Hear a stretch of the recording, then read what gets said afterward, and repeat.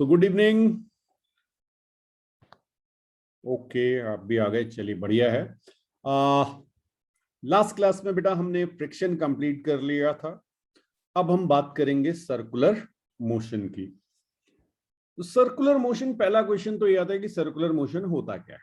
ठीक है, तो बहुत सिंपल सा है कि अगर आपके पास कोई पार्टिकल या कोई बॉडी सर्किल में या सर्कुलर पाथ में मूव करे तो उसे सर्कुलर मोशन कहेंगे। ठीक, तो चलिए एक हम सर्किल बना लेते हैं। ये हमारे पास सर्किल है, इसमें हमारे पास एक पार्टिकल है और ये पार्टिकल इस पे मूव कर रहा है, लेट्स से इस डायरेक्शन में। ठीक, ओके, तो इसी को आप कहेंगे सर्कुलर मोशन। और यहाँ पे आपके पास एक सेंटर होगा। ठीक है, तो इसको दूसरे वे में आप ऐसे भी कह सकते हैं कि एक पार्टिकल का मोशन इस तरह से हो कि वो फिक्स पॉइंट सी से हमेशा इक्वल डिस्टेंस पे रहे, तो भी ये सर्कुलर मोशन कहलाएगा। ठीक है, तो जैसे आपको ठीक लगे आप सर्कुलर मोशन की डेफिनेशन वो लिख लीजिए। हाँ, मैं आपको लिखा देता हूं। यस, जो सर्कल की डेफिनेशन है उसी के अकॉर्डिंग लिख लेते हैं। Circular motion is a motion in which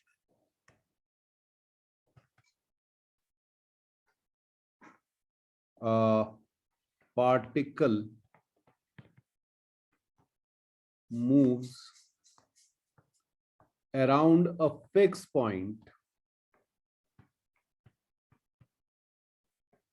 such that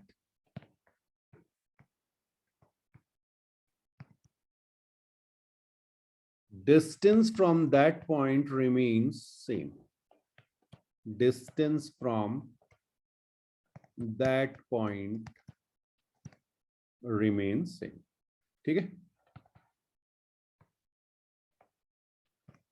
okay. आप कांस्टेंट भी लिख सकते हैं। ओके, रिमेन्स कांस्टेंट लिख लीजिए, कोई बात नहीं, एक ही बात है, कांस्टेंट सेम। क्लियर? चलिए, तो ये तो सिंपल सी आपकी डेफिनेशन हो गई। अब कुछ पॉइंट्स, कुछ नए टर्म्स आएंगे।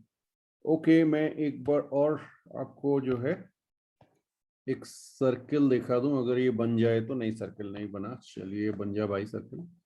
ओके, ये सर्किल बन गया हमारे पास, ये हमारा सी है। ओके, अब बेटा इस पे लेट्स से हमने एक पार्टिकल लिया, मैं इसे पी पॉइंट कह रहा हूं। ठीक है, और ये मेरा टी इज इक्वल टू 0 पे है। इस पार्टिकल ने लेट्स से मूव करना स्टार्ट किया और इनिशियल पोजीशन जो आपको दिखा रखी थी वो कुछ मैंने ऐसे दिखाई हुई है आपको, ये डॉटेड लाइन से दिखा रहा हूं मैं आपको, ये रही। ठीक है, हाँ जी, ये आगे मूव किया, सपोज एंटी क्लॉकवाइज मूव कर रहा है, और कुछ टाइम के बाद ये रेड कलर वाली पोजीशन, इसे हमने P1 कह दिया, यहां पहुंच गया।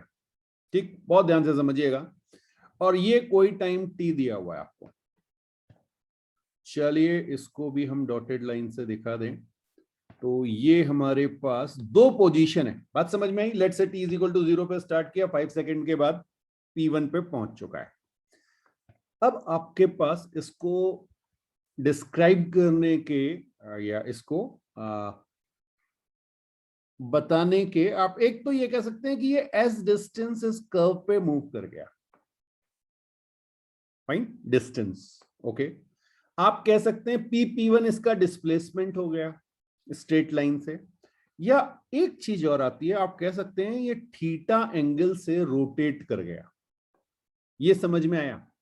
तो ये अब ये टर्म आएगा, डिस्प्लेसमेंट वगैरह हम पहले पढ़ चुके हैं, डिस्टेंस भी हम पढ़ चुके हैं, एक नया टर्म आ रहा है, एंगुलर डिस्प्लेसमेंट। एंगुलर डिस्प्लेसमेंट, और इसे हम डिनोट करते हैं थीटा के साथ। ठीक है, तो जितने एंगल से आपका पार्टिकल नई पोजीशन पे आके रोटेट हो चुका है, उसी को आप कहेंगे एंगुलर डिस्प्लेसमेंट, या इसे आप कह सकते हैं angle P1 CP, that is theta and that is known as angular displacement. कुछ बात समझ में आई? तो ये हमारे पास फर्स्ट टर्म हुआ। अब बेटा अगर आप इस थीटा को देखें तो ये थीटा आपका फॉर्मूला एंगल का हमने आपको बताया था, ठीक है। ये हमारा होता है let's say the radius of this circle is R, तो ये हमारा हो जाएगा एस अपॉन आर। ध्यान रखिएगा एस कर्व्ड डिस्टेंस है। हाँ मैं आपको दिखा भी रहा हूं, वो ये वाला डिस्टेंस जो है ये आपका एस है। स्ट्रेट लाइन जो है वो डिस्प्लेसमेंट होगा, P1 स्ट्रेट लाइन जो है, ठीक है, उसकी बात अभी नहीं कर रहे। अब यहां पर जो आपको ध्यान रखना है, यूनिट बेटा आपकी रेडियन होगी। ये सारी बातें हम पहले कर चुके हैं। हाँ अब क्योंकि डिस्प्लेसमेंट था तो डिस्प्लेसमेंट के साथ एक टर्म आया था जब हम काइनेमेटिक्स पढ़ रहे थे, वेलोसिटी। यहां पर एंगुलर डिस्प्लेसमेंट है तो एक और टर्म आया एंगुलर वेलोसिटी। एंगुलर वेलोसिटी, कुछ बात समझ में आई? बहुत बढ़िया। तो एंगुलर वेलोसिटी को डिफाइन करते हैं, ओके पहले इसका सिंबल लिख लीजिए, ओमेगा। हाँ ओमेगा, यस डब्लू बना दीजिए, डब्लू बिल्कुल। और इसको डिफाइन करते हैं rate of change of angular displacement. Rate of change of angular displacement, ठीक है जी, बहुत बढ़िया। तो यहां से मैं ये कह सकता हूं कि ओमेगा क्या हो गया बेटा, D theta by D T. Calculus आ गई, omega is equal to D theta by D T. Fine. जैसे वहां ना इंस्टेंटेनियस और एवरेज कहा था, यहां पर भी बिल्कुल आप कह सकते हैं इंस्टेंटेनियस हो गई है। D theta by D T जो है ये इंस्टेंटेनियस है, याद आया? ओके। और अगर मैं आपसे कहूं ओमेगा एवरेज तो आप क्या कहेंगे, delta theta by delta T. Clear?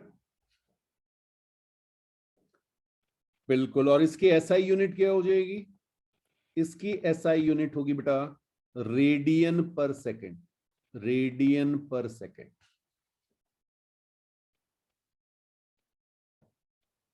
ठीक है। चलिए बहुत बढ़िया है, बहुत बढ़िया है।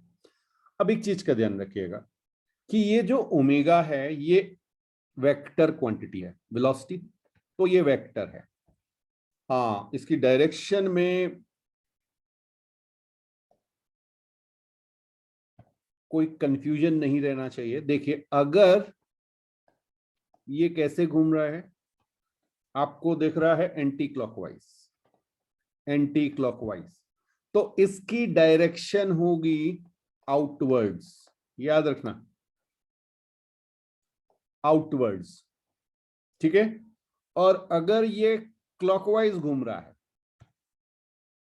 बिल्कुल जैसा क्लास 10th में क्लॉक फेस रूल पढ़ा था, यस ये घूमने वाली सारी चीजों पे एप्लीकेबल हो जाता है।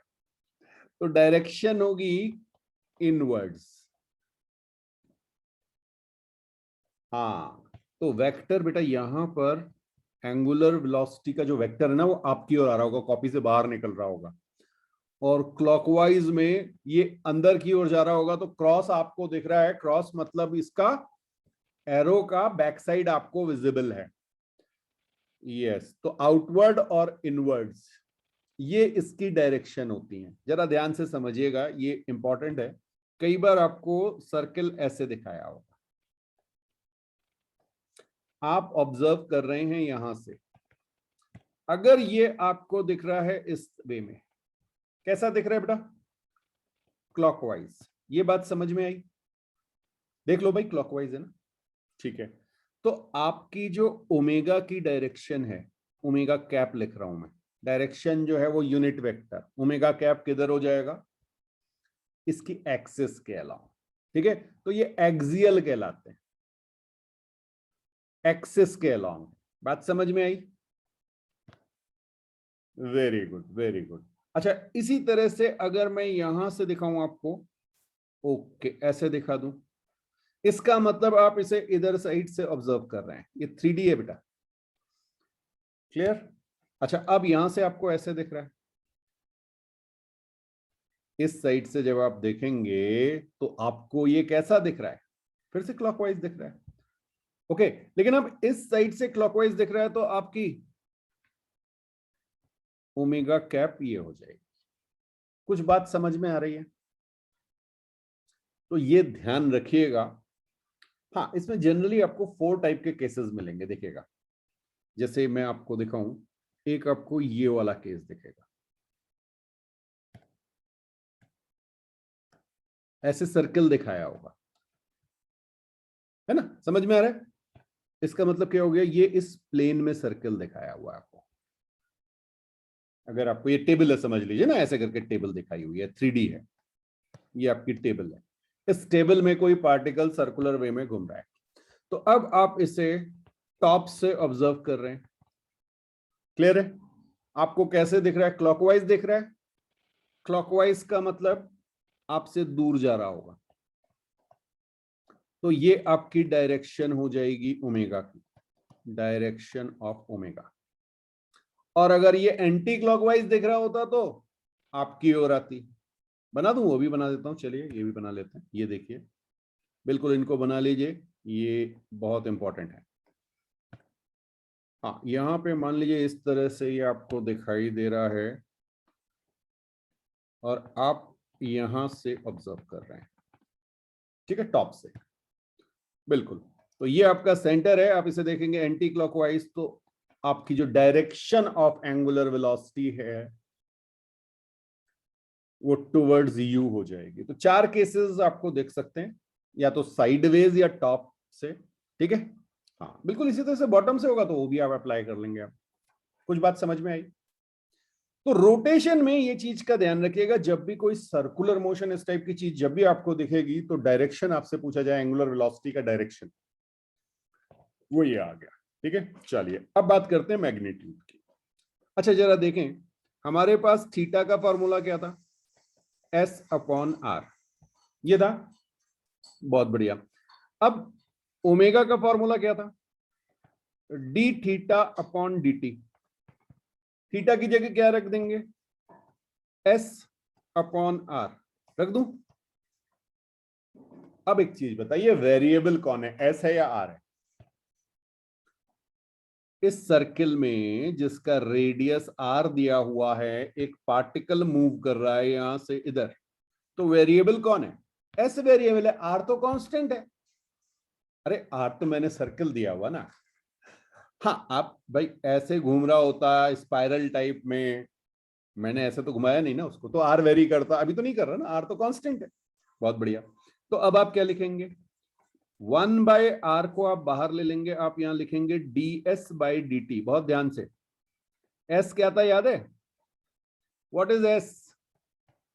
s बेटा डिस्टेंस है, ध्यान रखना, डिस्प्लेसमेंट नहीं है। यहां पे जल्दीबाजी की तो गड़बड़ हो जाएगी। हाँ, तो फॉर्मूला क्या बना? Omega is equal to v/r। देखो, v क्या है?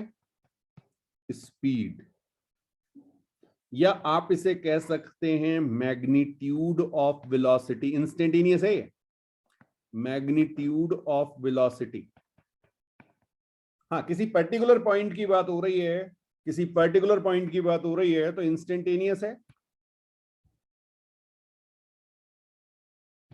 ठीक है। ये एस डिस्प्लेसमेंट नहीं है, बस ये ध्यान रखना है, क्योंकि मैंने आपसे पहले ही कहा, आप देखिए ना, हमने इसे क्या कहा, ये एस है, डिस्टेंस है बेटा। डिस्प्लेसमेंट मैं आपको दिखा देता हूं, इनलार्ज करके डिस्प्लेसमेंट भी दिखा देता हूं। ये देखिए, डिस्प्लेसमेंट आपका ये रहा, ग्रीन कलर से दिखा रहा हूं, ये डिस्प्लेसमेंट है बेटा, और इन दोनों में बहुत फर्क है। समझ में आ गया? तो जब आप बात करते हैं एंगुलर वेलोसिटी की, तो angular velocity speed upon R होगी। अगर आपको वेलोसिटी दी है तो उसका मैग्नीट्यूड लीजिए, डायरेक्शन से मतलब नहीं है। फाइन, बिल्कुल बिल्कुल बिल्कुल, ठीक है।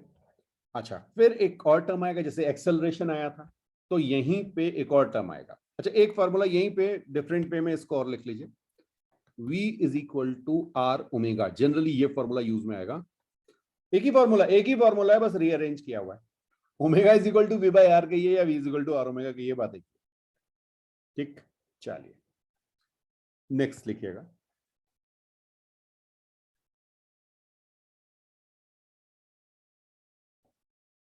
Angular acceleration, angular acceleration.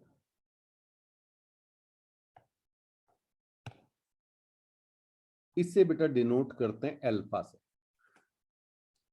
हाँ, थीटा, ओमेगा और अल्फा। ठीक है, yes yes.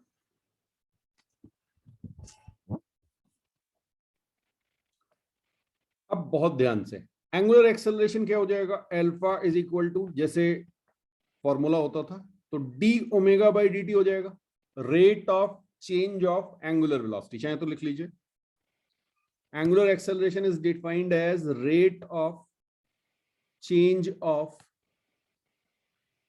Angular velocity. Omega किस तरह से चेंज हो रही, इस पे डिपेंड करेगा आपका अल्फा। ठीक है।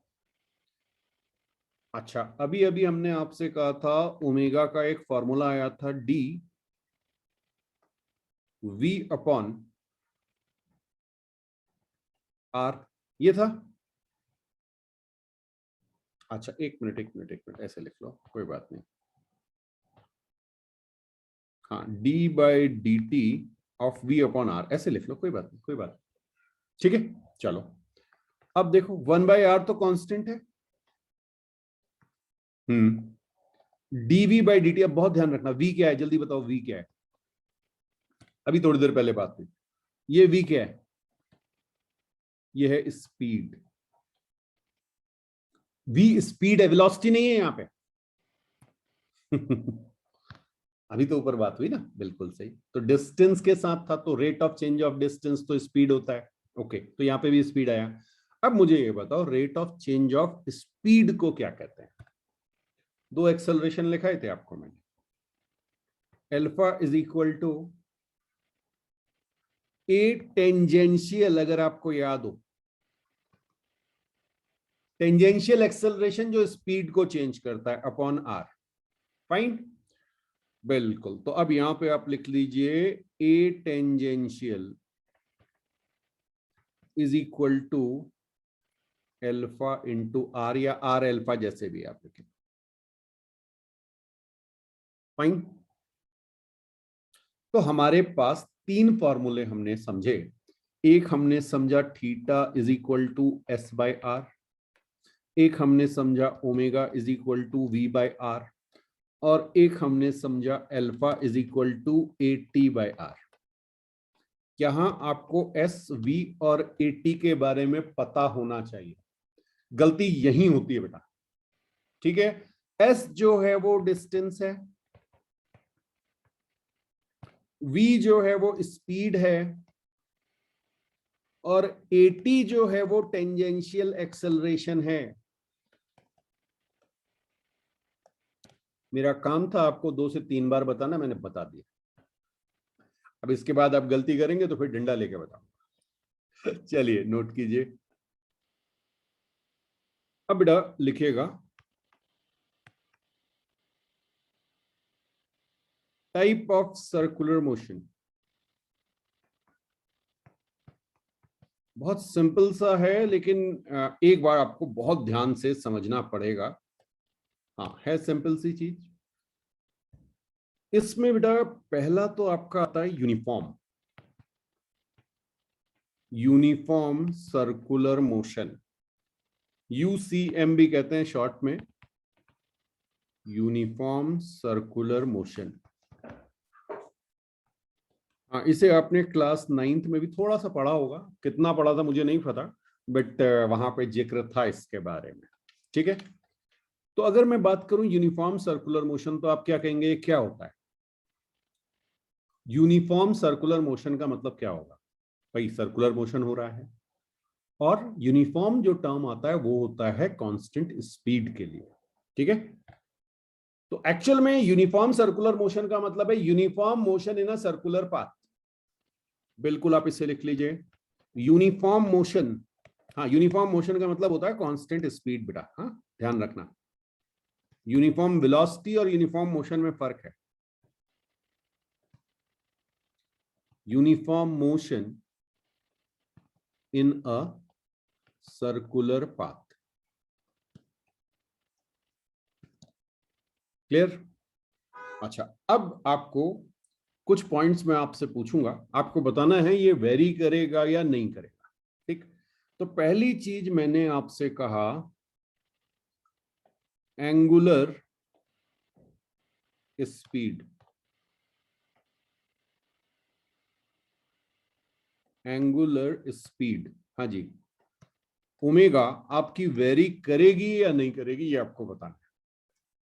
यूसीएम की हम बात कर रहे हैं, बिल्कुल सही, ये कांस्टेंट होगी। क्यों कांस्टेंट होगी? हाँ, वो हम रीजन यहां पे लिख रहे हैं क्योंकि आपकी जो स्पीड v है ये भी कांस्टेंट है, ठीक। तो स्पीड v अगर कांस्टेंट है तो ओमेगा आपकी होती है v अपॉन आर, तो ये भी आपकी कांस्टेंट हो जाएगी क्योंकि v और r दोनों कांस्टेंट हो गए। अच्छा जी, नेक्स्ट मैं आपसे पूछ रहा हूं टेंजेंशियल एक्सेलरेशन क्या होगा? टेंजेंशियल एक्सेलरेशन, एटी जिसे आपने कहा था, टेंजेंशियल एक्सेलरेशन जीरो होगा या नॉन जीरो होगा ये बताना आपको, क्योंकि v कांस्टेंट है तो dv बाई dt, अभी अभी हमने बात की dv बाई dt क्या हो जाएगा बेटा मेरा, तो ये आपका जीरो आ जाएगा, याद रखना इस चीज को। अच्छा, अगर ये जीरो है तो अल्फा क्या होगा? एंगुलर एक्सेलरेशन, चलिए हाँ मैं पूरा लिख दे रहा हूं, एंगुलर एक्सेलरेशन क्या होगा? ये भी जीरो हो जाएगा। कुछ बात समझ में आई? ऐसा क्यों हुआ? बिकॉज अल्फा का फॉर्मूला क्या था बेटा, A tangential upon R. A tangential आपका जीरो है, आर की कुछ भी वैल्यू हो ये जीरो आएगा। अच्छा, एक चीज मुझे और बताइए, एक टर्म हमने पढ़ा था टाइम पीरियड, याद आया? Time period, time period capital T, ये क्या होगा? टाइम पीरियड क्या होता था? Minimum time after which a particle repeats its path, ठीक है। तो ये आपका हो जाएगा बेटा 2 पाई r अपॉन v। ये बात समझ में आई? 2 पाई r एक कंप्लीट राउंड, स्पीड है v, तो टाइम कितना लगेगा? 2 पाई r अपॉन v, ओके। अच्छा, अब इसको देखो, इसको क्या लिख सकते हैं? 2 पाई v अपॉन r, ऐसे भी तो लिख सकता हूं। और v अपॉन r क्या है? ओमेगा।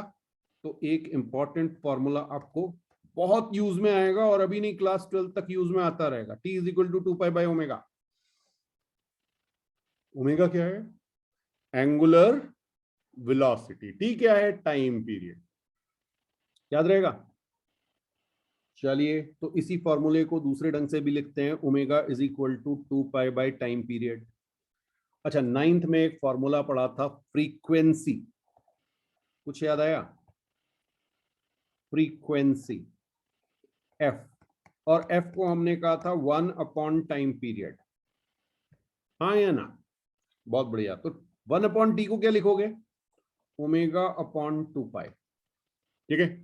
तो दो फॉर्मूले आपको लिखा रहा हूं, एक तो यहां पे मैंने omega is equal to 2 pi by T, ये पहला लिख दिया, और दूसरा अब लिख रहा हूं omega is equal to 2 pi f। ध्यान रखना है इसको,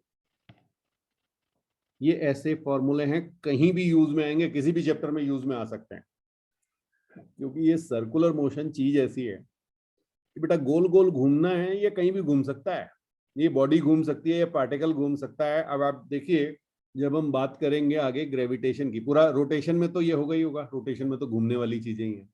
ग्रेविटेशन, अर्थ सन के अराउंड घूम रही है, बात समझ में आ रही है? मून अर्थ के अराउंड घूम रहा है। सर्कुलर पाथ अगर आपने ले लिया, वैसे तो इलिप्टिकल होता है बट आप सर्कुलर अगर लेंगे तो यही आपका सर्कुलर मोशन हो जाएगा। ठीक है, अच्छा क्लास, ये तो अभी बताया मैंने आपको, इसके बाद एसएचएम वगैरह में भी इसका इन्वॉल्वमेंट आएगा। एटम, इलेक्ट्रॉन रिवॉल्व कर रहा है ना?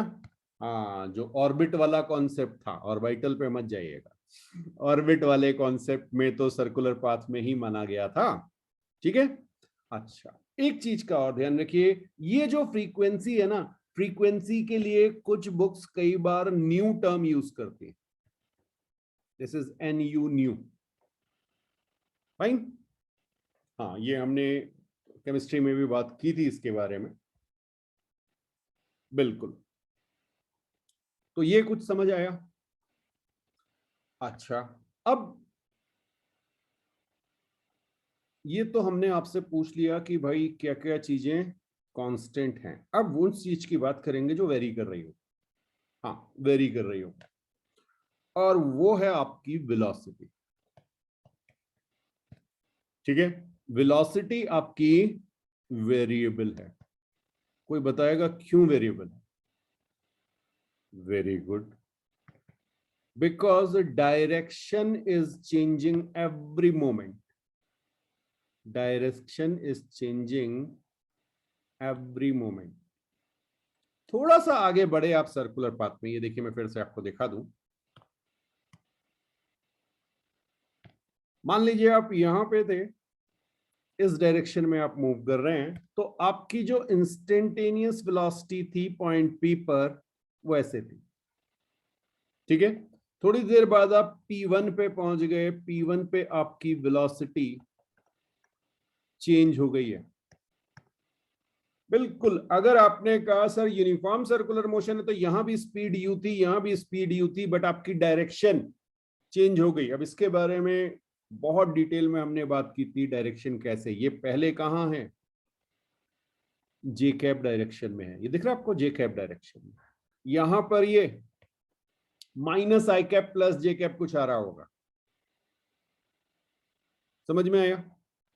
बिल्कुल, तो इसका एक कंपोनेंट इधर आया, एक कंपोनेंट ऊपर आया।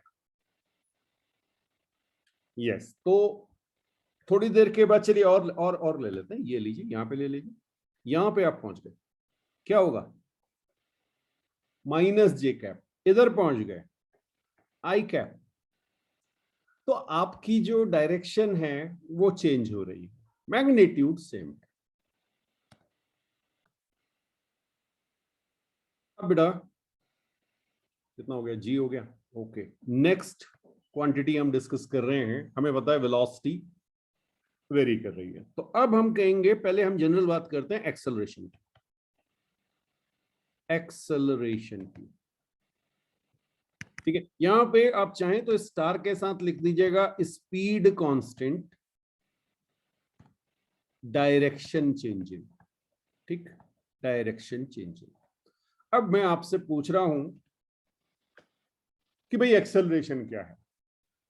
तो आपने कहा सर वेलोसिटी तो वेरी कर रही है, इसका मतलब एक्सेलरेटेड मोशन है। तो एक्सेलरेशन आपका नॉन जीरो है। और जब हमने एक्सेलरेशन पढ़ा था तो हमने कहा था कि हमारे एक्सेलरेशन दो तरह के होते हैं, एक हमारा होता है ए टेंजेंशियल और एक हमारा होता है ए नॉर्मल। याद आया कुछ? ए टेंजेंशियल हमने कहा था dv/dt होता है, और ए नॉर्मल हमने आपको बताया था v²/r। यहां पर प्लीज ध्यान रखिएगा, v is speed, v is not velocity. Tangential acceleration speed को चेंज करता था, और नॉर्मल एक्सेलरेशन डायरेक्शन को चेंज करता है। और यूनिफॉर्म सर्कुलर मोशन में क्या चीज चेंज हो रही है? डायरेक्शन। तो यहां पे आप क्लियरली लिख सकते हैं AT = 0 and A normal is equal to V square by R, और यहीं पे आप लिख लीजिए directed towards centre, directed towards centre. Fine. और एक फॉर्मूला अगर आपको याद हो, A इज इक्वल टू, यहां पे हमने आपसे कहा था ये A टोटल है, that is AT square plus AN square. कुछ याद आया? दो वेक्टर आपके पास, एक टेंजेंशियल एक नॉर्मल, तो रिजल्टेंट वेक्टर इनका वेक्टर सम ये हो जाएगा A टोटल। क्लियर है? अच्छा, यहां पे A टोटल क्या है? ओ, A टेंजेंशियल क्या है? 0। तो इस पर्टिकुलर केस में जो हमारा A टोटल आता है वो A नॉर्मल के बराबर ही हो जाता है, because my tangential acceleration 0, speed में कोई चेंज नहीं आ रहा है, केवल डायरेक्शन में चेंज हो रहा है, और डायरेक्शन को कौन चेंज करेगा? Normal acceleration. फाइन। इस नॉर्मल एक्सेलरेशन को आप कहते हैं सेंट्रीपिटल एक्सेलरेशन, सेंट्रीपिटल एक्सेलरेशन, और ये हमेशा directed towards centre, directed towards centre. कुछ बात समझ में आई? तो एक एग्जांपल देख रहे हैं बेटा, एक हमारे पास डिस्क है और ये डिस्क हमारी रिवॉल्व कर रही है, और यहां पे मुझे दिया हुआ है आरपीएम। आरपीएम मतलब राउंड्स पर मिनट, ठीक है? ये राउंड्स पर मिनट 600 है। 600 राउंड्स पर मिनट पे ये डिस्क रिवॉल्व कर रही है। आपको मुझे बताना है, एक मैं पॉइंट आपको दे रहा हूं, ये पॉइंट रहा, ठीक है? ये मेरा पॉइंट है P। व्हाट इज वेलोसिटी या स्पीड, जो भी आप लिखना चाहें, अभी पहले वेलोसिटी लिखिए, चलिए। वेलोसिटी ऑफ P, फिर है omega of P and acceleration of P। ठीक, ये P एक पॉइंट है इस डिस्क के बिल्कुल रिम पे। हाँ, ये आपको बताना है। ठीक, बहुत सिंपल सी चीज है, जरा समझिएगा कि क्या हमें देखना है। अब बेटा आपको पता है कि मेरा जो रेडियस है वो 10 सेंटीमीटर दिया हुआ है। तो सबसे पहली जो गलती होती है हम उसे सीधे 10 ले लेते हैं। इसका पहला काम जो हमें करना है, हमें इसे 10/100 मीटर लिख लेना है। तो एक तो ये कॉमन मिस्टेक है जो जनरली होती है, अदरवाइज आपका आंसर सेंटीमीटर पर सेकंड में आएगा। ठीक, तो पहले तो आपने 10 सेंटीमीटर को मीटर में कन्वर्ट कर लिया, ये हमेशा ध्यान रखिएगा इस तरह के क्वेश्चंस में। दूसरा बेटा, यहां पे जो आपको दिया हुआ है, ये दिया हुआ है राउंड्स पर मिनट। जरा इसको समझिएगा कि ये क्या चीज है। एक मिनट में कितने चक्कर लगा रहा है? तो अगर मैं आपसे कहूं कि एक सेकंड में कितने लगाएगा, हाँ, इसको मैं लिख दे रहा हूं RPS, राउंड्स पर सेकंड। राउंड्स पर सेकंड क्या हो जाएगा? RPM अपॉन 60 कर दें। हाँ जी, सोच लो।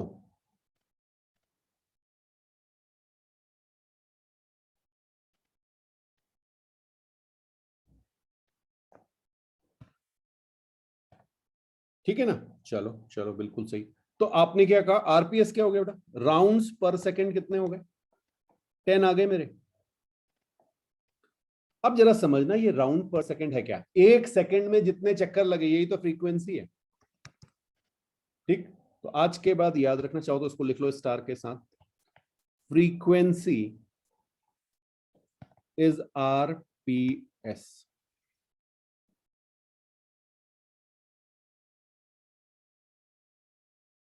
ठीक है,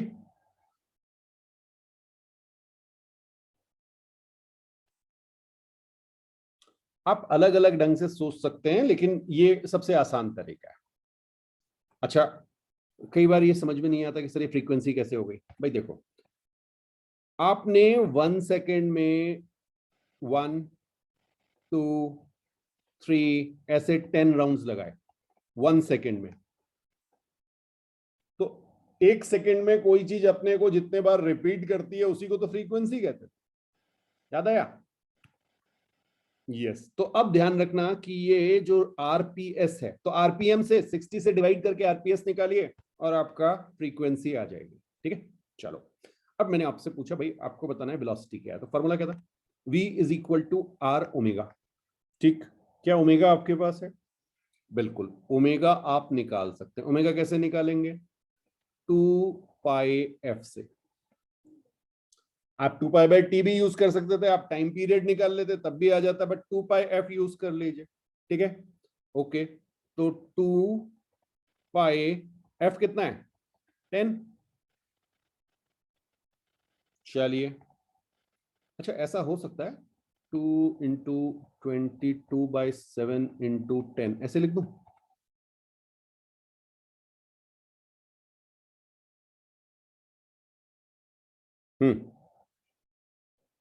ठीक है, 3.14 ले लो।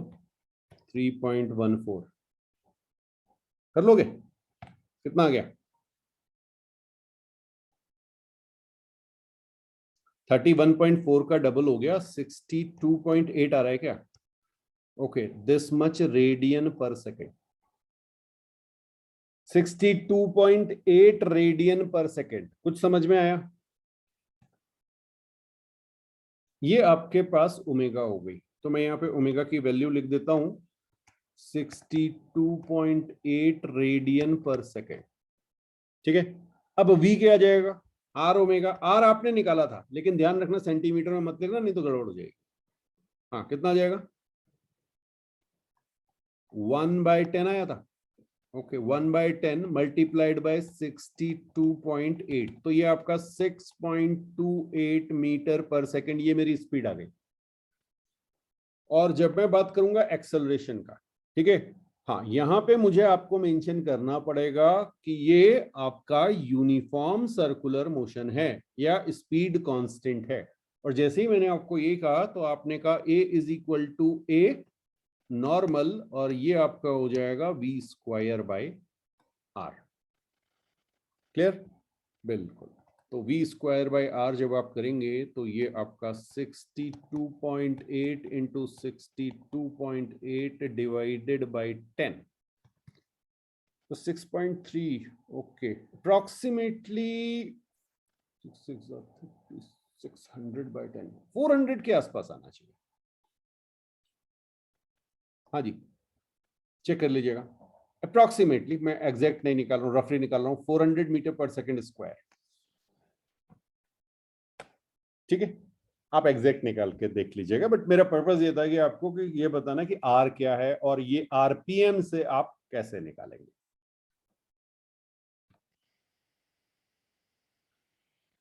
अब बेटा एक कॉन्सेप्ट और समझिएगा। मान लीजिए मेरे पास कोई भी चीज सर्कुलर मोशन कर रही है, ठीक है, तो अभी मैं पहले आपको क्लॉक दिखा रहा हूं, ठीक है। हाँ, ये आपके पास है, इसको मैं कह रहा हूं सेकंड आर्म। फाइन। और अगर मैं आपसे पूछूं कि भाई इसकी एंगुलर स्पीड निकाल दीजिए, सेकंड वाली सुई है ये टिक टॉक करके आगे बढ़ती जाएगी। ठीक है, ये 3, ये इस तरह से आपके आएगी। फाइन। हाँ, तो आपको बताना है कि इसकी एंगुलर वेलोसिटी क्या होगी। फर्स्ट केस ले रहे हैं सेकंड आर्म की, सेकंड वाली जो सुई है। ठीक, तो अब फॉर्मूला आपके पास है 2π/टाइम पीरियड। टाइम पीरियड मतलब पूरा एक राउंड लगाने में इसे जितना टाइम लगता है। तो जल्दी से मुझे बता दीजिए कि ये सेकंड वाली सुई को, हाँ, ये सेकंड आर्म जो है, इसको 1 राउंड कंप्लीट करने में कितना टाइम लगता है? टाइम पीरियड बता दीजिए इसका, बस, और कुछ नहीं चाहिए मुझे। हाँ, घड़ी है आपके पास तो देख लीजिए। ओके, कितना? 60 सेकेंड? अरे 1 सेकेंड पे यहाँ पे आएगी 2, 3, 4, 5, 60 सेकेंड लगेंगे एक। ठीक है, तो ये क्या हो जाएगा बेटा? 2π/60 रेडियन पर सेकेंड। ये समझ में आया सबको? ओके, अब देखिए सेकेंड, दूसरा मैंने लिया, अब मेरे पास ये मिनट आर्म है, ठीक। जल्दी से मुझे बता दीजिए इसकी ओमेगा क्या आएगी। पहले तो मिनट आर्म का टाइम पीरियड बता दीजिए, मिनट आर्म को एक कंप्लीट राउंड में कितना टाइम लगेगा, और फिर मैं आपको ओमेगा बता दूंगा। इनमें से कोई भी क्वेश्चन पूछा जा सकता है कभी, पहले चीज तो यही पूछी जाती है सर्कुलर मोशन। मिनट आर्म को आपने कहा 60 मिनट्स लगेंगे, ठीक है। हाँ, 1 घंटे में नहीं समझ में आया। 5 मिनट में यहां पहुंचेगी, 15 मिनट में यहां पहुंचेगी, 60 मिनट, ओ सॉरी 30, 45 और 60 मिनट्स। ओके, 60 मिनट का मतलब हो गया 3600 सेकेंड लिख दूं। तो यहां पे मेरे पास ये आ गया 2π/3600 रेडियन पर सेकेंड। कोई डाउट तो नहीं? आप π/1800 भी लिख सकते हैं, काट कूट के लिख दो। क्लियर है? चलो एक और भी तो होती है आराम। यहां पे टाइम पीरियड कितना होता है, बहुत ध्यान से, हाँ बहुत ध्यान से, इसमें खूब गलती होती है। हाँ, ओमेगा कितना और टाइम पीरियड कितना?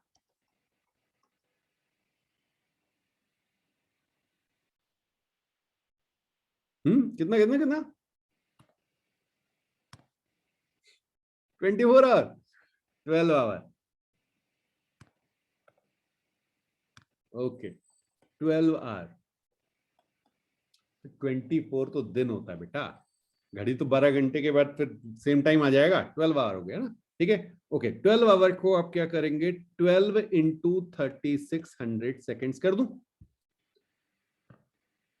ठीक है। चलिए, तो ये आपके पास आ गया 2π/12 इंटू 3600 रेडियन पर सेकेंड।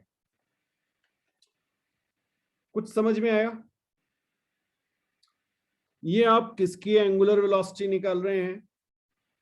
ये नीडल की, ठीक है। हाँ, या आप आम कह लीजिए, जो भी कहना चाहे। अब देखिएगा, अब देखिएगा, अगर मैं आपसे पूछूं इस पॉइंट की वेलोसिटी क्या होगी, वेलोसिटी, और इसकी मैं आपको लेंथ दे रहा हूं, लेट से L1 या LS लिख देते हैं, सेकंड आर्म है ना, LS लिख देते हैं। हाँ, तो वेलोसिटी क्या होगी सेकंड आर्म की, velocity, velocity of second arm, इसे VS लिखा हमने। बिल्कुल सही कहा आपने, ये आपकी हो जाएगी omega second arm multiplied by length of second arm, ठीक है। और ओमेगा आपने निकाल ली π/30। बिल्कुल। अब इसी तरह से अगर मैं एक पॉइंट बनाऊं ग्रीन वाली आर्म पे, ग्रीन वाली थी मिनट आर्म, ठीक है। तो मिनट आर्म की लेंथ अगर मैंने आपको LM दी, तो velocity of minute arm is equal to, ये टिप की बात हो रही है, ध्यान रखिएगा, ये लेंथ जो आपको दी गई है ये LM है, ग्रीन कलर की जो पूरी लेंथ है उसकी टिप की वेलोसिटी आप निकाल रहे हैं। देखिए होगा क्या, ये आपका इस तरह से सर्किल में, मतलब क्लॉकवाइज घूमेगा, ऐसे घूम रहा होगा ना, तो इस पॉइंट की वेलोसिटी निकाल रहे हैं, ठीक है। तो Vm क्या हो जाएगा, ओमेगा m इंटू LM। ये बात समझ में आई? इसी तरह से V आवर आर्म जो होगा वो omega hour into L hour. अब आपको पता है ये सारी जो लेंथ होती हैं ये वेरी करती हैं, सब बराबर नहीं होती ना, नहीं तो एक के पीछे एक छिप जाएंगी। तो सब आपने देखा होगा, आवर आर्म सबसे छोटी होती है, मिनट आर्म उससे थोड़ी सी बड़ी होती है, और सेकंड आर्म सबसे बड़ी होती है। क्लियर है? समझ में आया? चलिए, अब बिल्कुल इसी तरह से एक क्वेश्चन आपको मिलता है, angular velocity of spinning of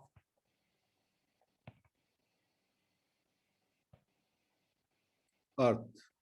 हाँ जी, अर्थ क्या करती है, स्पिन करती है। अगर ये स्पिन कर रही तो इसे हम कह रहे हैं ओमेगा एस। अर्थ की बात हो रही है बेटा, ठीक है। जल्दी से मुझे बताइए कि ओमेगा स्पिन कितना आएगा। बहुत सिंपल सा फॉर्मूला है, कुछ और सोचना ही नहीं होता। 2 पाई अपॉन टाइम पीरियड, आपको बस टाइम पीरियड कैलकुलेट करना है। तो अर्थ का जो स्पिन का टाइम पीरियड है वो कितना है, ये मुझे बताइए। वो जो आप 24 आवर कह रहे थे ना, वो यहां पे आएगा। तो 2 पाई/24 इंटू 3600 रेडियन पर सेकेंड। मैं कैलकुलेट नहीं कर रहा हूं, बस आपको, बाकी तो आप कर ही लेंगे। ये समझ में आया? ठीक है, क्लियर हुआ? अच्छा, अब देखिए, ये मान लेते हैं सन है, और अभी हम मान लेते हैं कि अर्थ जो है वो सर्कुलर ऑर्बिट में रिवॉल्व कर रही है।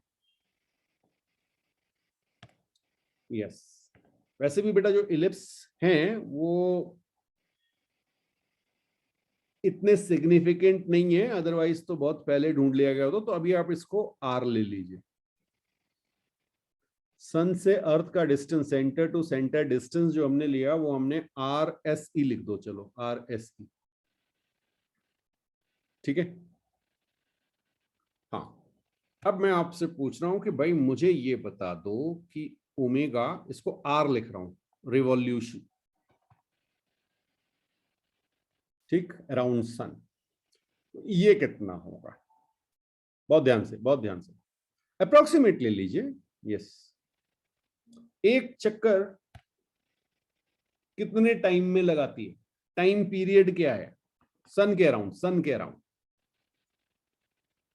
ओके, आपने कहा 1 ईयर, ठीक है।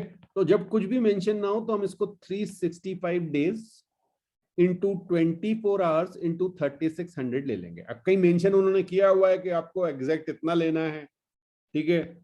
यस, तो फिर आप उस हिसाब से ले लीजिएगा, बट अदरवाइज आप 365 डेज लेके कैलकुलेट करेंगे तो यहाँ पे क्या आ जाएगा? 2 pi upon 365 days into 24 into 3600, यहाँ पे आपका आ गया रेडियन पर सेकेंड। अब आप किसी भी रोटेटिंग बॉडी की एंगुलर वेलोसिटी निकाल सकते हैं, जल्दी से मुझे बता दीजिए।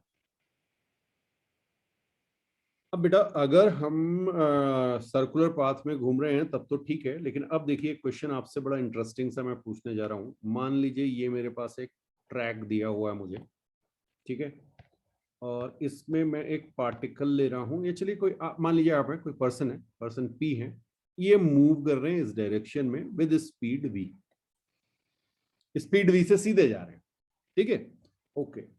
और मैं आपसे कह रहा हूं कि यहां पर आपके पास एक ऑब्जर्वर है O, एक ऑब्जर्वर है O, कुछ समझ आ रहा है? तो अब आपको करना क्या है? अगर मैं आपसे पूछूं कि इस पर्टिकुलर पोजीशन पे जहां पे P है, इनकी आप एंगुलर वेलोसिटी कैलकुलेट कर लीजिए, तो आपको क्या करना है जरा समझिएगा। आपको बस एक ऐसा सर्कल, अरे बना ही नहीं सर्कल, ओके, ये आपको एक सर्कल एज्यूम करना है जिसका सेंटर जो है वो जो आपने ऑब्जर्वर लिया है वो हो, और आपकी वेलोसिटी टेंजेंशियल हो जाए। ओके, कहाँ गया? चलो पहले सर्कल बना लेना चाहिए था, कोई बात नहीं, ये लीजिए, ये आ गया, ठीक है। और अब मैं इस O को थोड़ा सा शिफ्ट कर देता हूँ। ओके, हाँ जी, कुछ समझ में आया? ये बंदा जा सीधे रहा था भाई, ये बंदा सीधे जा रहा था, ठीक है। आपने क्या किया? आपने ये अज्यूम कर लिया ये आप हैं, मिस्टर O आप हैं, ठीक है, ऑब्जर्वर O हैं। इन्होंने अज्यूम कर लिया कि अगर ये सर्कुलर पाथ में घूम रहा होता तो ये जो वेलोसिटी है इसकी, ये हाँ परपेंडिकुलर हो गई। तो ओमेगा क्या होती है बेटा? लिख लीजिएगा, angular velocity omega is equal to V perpendicular upon radius R। ये रेडियस R है। अभी मैं इसे R1 लिख रहा हूं, अभी बता रहा हूं कि क्यों लिख रहा हूं, ठीक है। तो यहां से मेरे पास फॉर्मूला क्या आ गया, v अपॉन r1। ये बात समझ में आई? चलिए, अब थोड़ी देर बाद क्या हुआ, ये कहीं यहां पहुंच गया। अभी भी बेटा ये v स्पीड से ही जा रहा है, इसने अपनी वेलोसिटी में कोई चेंज नहीं किया, ये v स्पीड से इधर जा रहा है और ऑब्जर्वर अपनी जगह खड़ा हुआ है। ठीक है, अब आपसे पूछा जाए कि भाई इसकी एंगुलर वेलोसिटी क्या होगी, तो आपको क्या करना है? देखिए, सबसे पहला काम जो आपको करना है, आपको वो जो ऑब्जर्वर है उससे और ऑब्जेक्ट को एक स्ट्रेट लाइन से कनेक्ट कर देना है। और मैं इसे इस लाइन से कनेक्ट कर रहा हूं, ब्लू कलर की लाइन से मैंने आपको दिखाया। ठीक है, पहला काम तो ये हो गया। अब आपने यहां पर एक कंपोनेंट इसके परपेंडिकुलर और एक इसके पैरेलल। किसके पैरेलल? ये जो आपकी लाइन है OP1, समझ में आया? ऑब्जर्वर और ऑब्जेक्ट को कनेक्ट करने वाली लाइन जो है, उसके एक लाइन तो अब समझना इनके नाम क्या है। अगर मैं एक ऐसे करके सर्कल दिखाऊं आपको, मान लीजिए ये बड़ा सा सर्कल बनेगा। ठीक, हाँ, ओके, ये सर्कल दिख नहीं रहा है, रुक जाइए मैं दिखाई देता हूं आपको, कोई बात नहीं। ओके, ये मैंने सर्कल को बड़ा किया और ये ऐसे सर्कल बन गया, बन गया। हाँ जी, अब आपको ये तो टेंजेंशियल दिख रहा है और ये आपको, हाँ, इसको कहते हैं बेटा रेडियल डायरेक्शन। अगर अंदर की ओर है तो नॉर्मल कह देते हैं और बाहर की ओर है तो रेडियल। ठीक है, हाँ, और ये आपका हो गया टेंजेंशियल। कुछ बात समझ में आई? तो आपके पास जो v है, ये v जो था, इसके आप दो कंपोनेंट ले सकते हैं। मान लीजिए मैंने आपसे कहा ये मेरे पास एंगल थीटा है, ठीक है, और इस रेडियस को मैं कह रहा हूं R2। बहुत ध्यान से समझना, आपने क्या एज्यूम किया, जिस भी पॉइंट पर है वहां पर एक सर्कुलर पाथ को आपने एज्यूम कर लिया, जहां वो स्ट्रेट रहा था। बट आपने कहा कि भाई ये स्ट्रेट आई कैप में जाने का मतलब, ध्यान से समझना, इस डायरेक्शन में जाने का मतलब इसका एक कंपोनेंट रेडियल होगा और एक कंपोनेंट टेंजेंशियल होगा। ठीक है, तो ओमेगा क्या हो जाएगा बेटा, ये वाला कंपोनेंट। ये कितना आया, v cos थीटा। ये बात समझ में आई नहीं है? ये v cos थीटा हो गया, v cos theta upon R2। v cos theta upon R2, ये क्या हो गया मेरा, ओमेगा। कुछ क्लियर हुआ? तो आपको करना क्या है, एक रेडियल और एक टेंजेंशियल एज्यूम कर लेना है कंपोनेंट। हाँ, रेडियल वाले से तो आपको रोटेशन दिखेगा नहीं, सर्कुलर मोशन दिखेगा नहीं, रेडियल वाला तो दूर जाते हो, सेम लाइन पे चल रहा है ना। हाँ, सर्कुलर मोशन कौन दिखाएगा, हमेशा जहां से आपने कनेक्ट किया वहां से परपेंडिकुलर डायरेक्शन वाली वेलोसिटी। तो ये जो वेलोसिटी है ये आपको कहेगी कि भाई ये घूम रहा है, ये सर्किल में मूव करेगा, करेगा नहीं करेगा वो बात अलग है। थोड़ी देर के बाद फिर आप कहीं और पहुंचेंगे तो आप सर्किल को और बड़ा कर लीजिए, है ना। बात समझ में आ गई? इस तरह से और बड़ा कर लीजिए, फाइन। हाँ, ये देखिए, अब यहां पे आपके पास ये लाइन आपकी रेडियल हो गई, आप जा ऐसे रहे थे, एक आपके पास ये टेंजेंशियल वेलोसिटी है, तो ये आपकी v टेंजेंशियल या v परपेंडिकुलर आप इसे कह सकते हैं। ठीक है, ये आपकी v रेडियल हो जाएगी। v रेडियल से आपको मतलब नहीं है, आपको केवल टेंजेंशियल वेलोसिटी से मतलब है। तो v टेंजेंशियल डिवाइडेड बाय वो रेडियस जो उस समय सर्कल बना हुआ है। इस तरह से आप कोई भी एंगुलर वेलोसिटी कहीं पर भी कैलकुलेट कर सकते हैं। ये कब आया, जब आपका पार्टिकल एक स्ट्रेट लाइन में मूव कर रहा था और आप साइड से कहीं उसे देख रहे थे। अब बेटा बात कर रहे हैं नॉन यूनिफॉर्म सर्कुलर मोशन की। ठीक, अगर मैं आपसे कहूं नॉन यूनिफॉर्म मतलब क्या हो गया, speed not constant in circular path. कुछ बात समझ में आई? आपकी स्पीड जो है वो फिक्स नहीं है, वो वेरी कर रही है।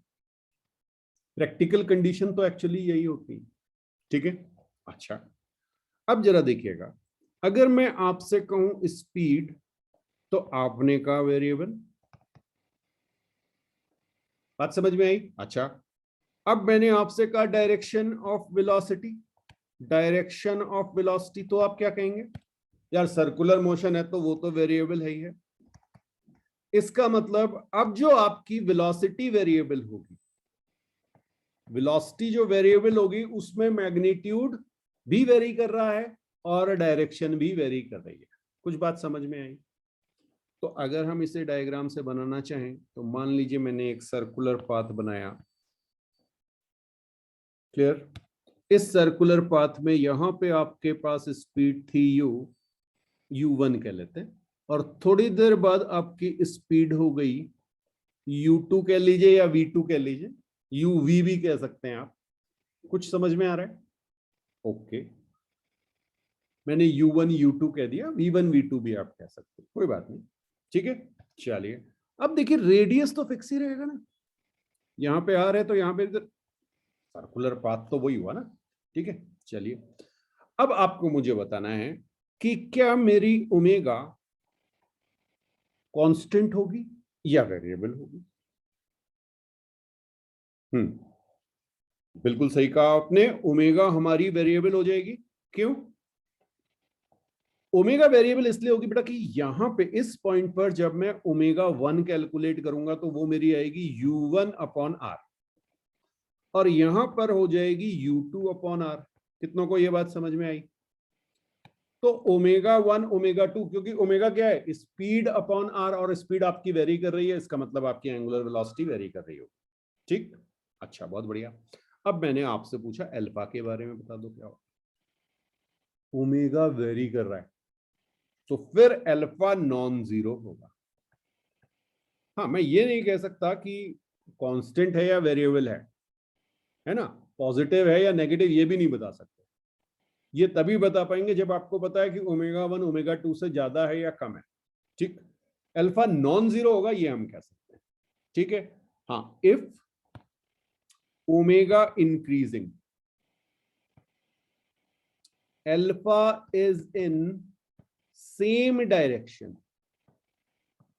प्लस माइनस ना कह के ऐसा कहें तो ज्यादा अच्छा रहता है, एंड इफ ओमेगा डिक्रीजिंग,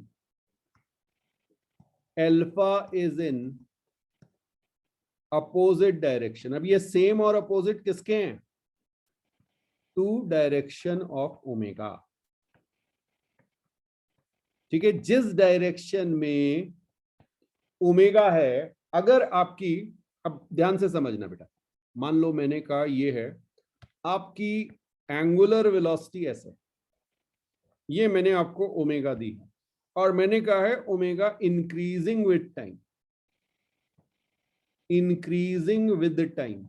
आप बता सकते हैं मुझे अल्फा की डायरेक्शन क्या होगी? Direction of alpha in this case, पहले तो बता दो ओमेगा की डायरेक्शन क्या होगी? अभी अभी मैंने आपसे कहा था अगर आपको क्लॉकवाइज दिखे तो इनवर्ड्स, और एंटी क्लॉकवाइज दिखे तो आउटवर्ड्स। तो ये आपको कैसा दिख रहा है? एंटी क्लॉकवाइज, तो बिल्कुल आप कहेंगे डॉट। आउटवर्ड्स, डायरेक्शन आपकी ओर, यहां सेंटर से आपको ऐसा लग रहा होगा कि बाहर की ओर एक डायरेक्शन निकल के आ रही, वही डायरेक्शन है। ठीक है, तो अल्फा की डायरेक्शन भी क्या हो जाएगी? आउटवर्ड्स। ठीक, अच्छा यहीं पे अगर मैं आपसे कह देता decreasing with time, decreasing with time, घूम ऐसे रहा है, तो अब आप कहते हैं भाई मेरी अल्फा की डायरेक्शन इनवर्ड हो गई। ध्यान रखिएगा ये अल्फा की डायरेक्शन अपोजिट हो गई ना, ओमेगा तो सेम ही रहेगा। हाँ बिल्कुल, यही क्वेश्चन आपसे कैसे पूछा जा सकता है भाई? मान लीजिए फिर से आपको ये दिखाया गया और आपसे कहा कि भाई आप जो है वो क्लॉकवाइज घूम रहे हैं। ठीक है, अच्छा सबसे पहले तो डायरेक्शन ऑफ ओमेगा क्या आ गया? तो आपका मोशन आपको क्या बता देता है? क्लॉकवाइज या एंटी क्लॉकवाइज आपको यह बता देगा कि आपकी डायरेक्शन ऑफ ओमेगा इनवर्ड है या आउटवर्ड है। तो आपकी इनवर्ड आ गई।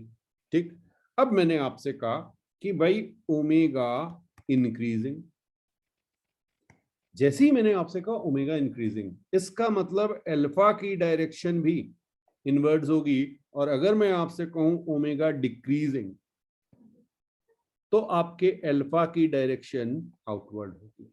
कुछ बात समझ में आ रही? तो नॉन यूनिफॉर्म मोशन में omega, velocity, angular velocity, speed सब चेंज हो रहे हैं, वेरी कर रहे हैं। क्लियर? अच्छा, अब जल्दी से मुझे बता दीजिए एटी और एन, इनमें कौन जीरो और कौन नॉन जीरो?